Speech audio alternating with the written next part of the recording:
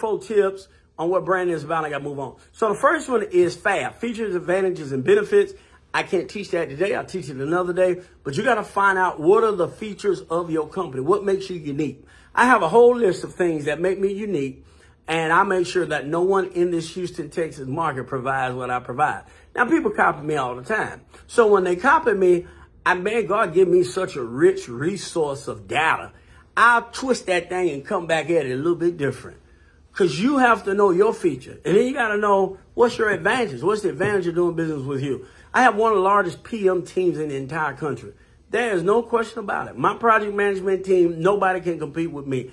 I know this factually. So that's one of my advantages. And features, advantages, and benefits. And then you got to know your power, your point of difference. So you got to know this first. Know your message. Know your messaging first.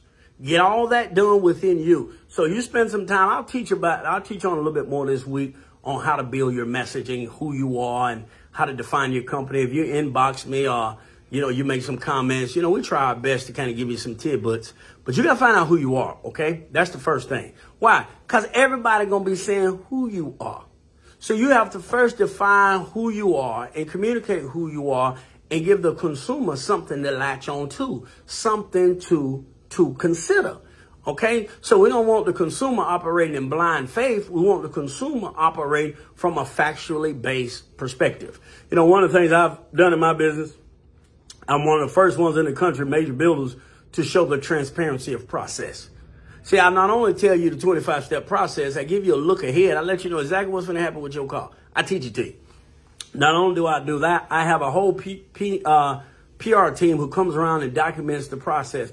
Most builders show you the before and the after, before and the after. I studied the market. I was like, I'm not going to show you the before and the after. I'm going to show you the journey. So if you look at my social feed, you go back years. I always show you the journey. I always show you how we did that, how we fixed that metal. That's called marketing, baby. That's branding. Yes, it's not just to talk to Facebook or whatever the case may be. I prove my point. Now, but you got to find out what you do and how you're going to do it and what are some of your differences, okay? So figure that out. Determine what's your difference. All right.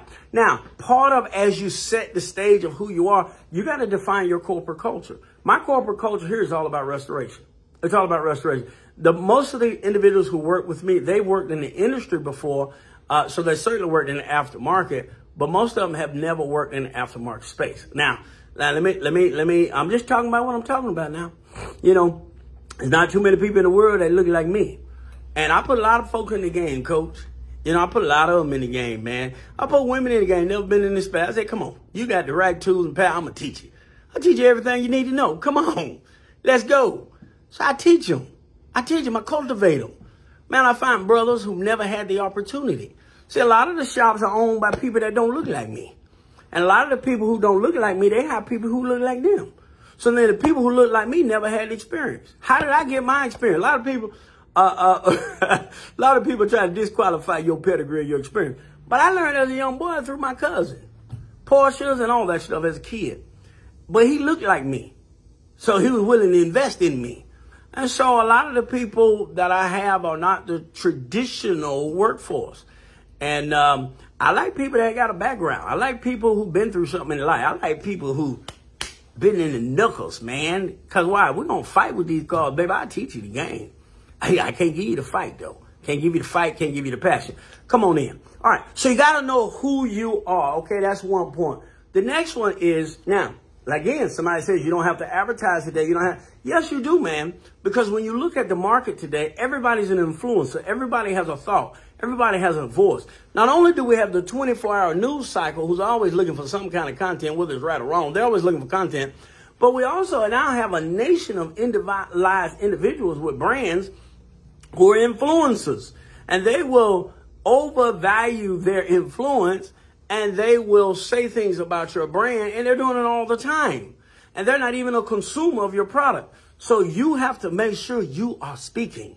You are communicating in a positive foot forward who you are, what your brand is about. You have to make sure that you're doing that. You cannot simply let your brand go out here on his own and be told by someone else. This is not the world of 25 years ago where word of mouth is fair game.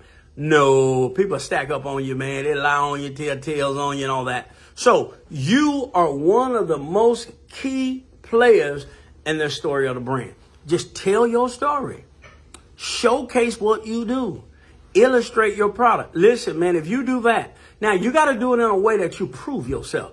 The Bible says it this way: be prepared to give an answer for the faith that you have in the Lord. Not, well, why should I have to tell you why I love Jesus?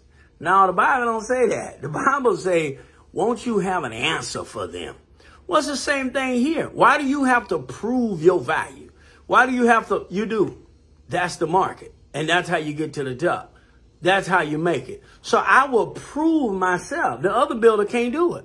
Why? If you look at the amount of volume of cars that my team posts on day, look at them other shops. They post once a week. Some of them post once a day. Some of them post once a month. Why? Because they ain't doing no work. That's why. And then when they post, it's all pretty, everything shiny. That ain't real world, baby. Everybody got some lumps in the clay now. Show me how you got there, baby. Show me how you got there. And they won't show you. And if they show you, they're not showing it in volume. So I show volume. Volume. Why? I must silence you. You deal with that word. You deal with that product. That's how I made it. Man, there's an old song they sing in the black church. May the work I've done speak for me. May the work I've done, man, speak for me. And that's my mentality. And that should be your mentality. Let your work speak for you, man. Let your work showcase what you're doing. Yes, I'm teaching. I'm standing and I'm actually in the lobby. And I'm teaching you these truths. And so this is not a show and tell right now. This is about me depositing in you so you can be a success and you can get to the next level. Because I know you have it in you. I just, as a sizable builder in the market, I want you, this is a multi-million-dollar juggernaut. I want you to be a success. I want you to make it. I want you to be the next big thing in whatever space, whatever market you're in. And I know you can do it. All right. So now you got haters and you got fans. So you have to learn in this day and time to cultivate the art of fandom. You have to really reach out to your fans and see them as equitable partners in your business. A lot of times, I don't know, 20 years ago, you go to a trade show and you judge the success or failure of a trade show based on how much you sold that day. You know how the old saying was, you win on Sunday so you can sell on Monday. So that old saying, that old thought, that old thing, you win on Sunday so you can sell on Monday. That is true. It's all about sales. But really, in this day and time, you need individuals who are promoting who you are. And so I have one of the greatest fan bases there is. And these are individuals who get it. Now, they're from all walks of life and, all that kind of thing. But people get what we do. And so these individuals share to the marketplace, here is what they do. Whether they're a consumer or not, your fans are your greatest sales force. LeBron is not arguing that he's better than Michael Jordan. It's the fans that's arguing that he's better than that. I'm a fan of Deion Sanders. And so I'm always fighting for old Prime. I got a good friend of mine. He used to play pro football and all that. But anyway, and he loved to say, boy, they got 4 games. They're going to win 4 this year. So I called him on the phone. I said, man, get ready. Get your popcorn, baby. We win in 12. Win in 11. I give me a hat. I take a picture. Now, take that. Just a fan. I'm just a fan, And you must understand how to cultivate the fan experience in your business. Because individuals are vicariously enjoying the journey through you. You represent so much more than you. I understand that the women in my industry, they represent more than themselves. They represent more than just their families. They represent every woman in this space, in this segment across the world. That women are looking at them. They're held to a high standard. Especially when you serve a minority group or a niche group, what you'll find is if you fail, that whole minority group fail. You know, if the traditional group fails, Larry failed. But if Sabra failed, everybody look like Sabra failed. The whole nation of black folks fail. Or the whole nation of women fail. Or the whole nation of folks from a rural part of town. A whole nation of individuals from the inner city fail. And so you have that. And so you need encouragement.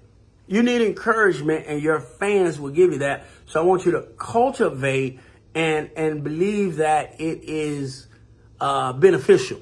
You know, a lot of times I go out of town, I speak to youth all the time whenever I go. But I also have to spend my time with individuals and hang out with individuals and shake hands. They ain't gonna buy nothing, man. But it's okay. We're gonna shake hands and laugh and love on each other and hug each other, and we're gonna develop a friendship. That happens all the time. But that doesn't turn into money all the time. All right, third one, you gotta deal with the haters. Listen, there are people who do not like you, and it don't have anything to do with your product. I had a guy work for me one time. I hope I'm helping you. I'm just talking. He was mad. And he came up to me. He said, man, you living my dream. And I looked at him. I mean, he went on and on, mad with me. I mean, this is my dream. Why do you have it? Why do I have it? I mean, I don't even think you're a car guy. Well, when I had to prove it to you? I mean,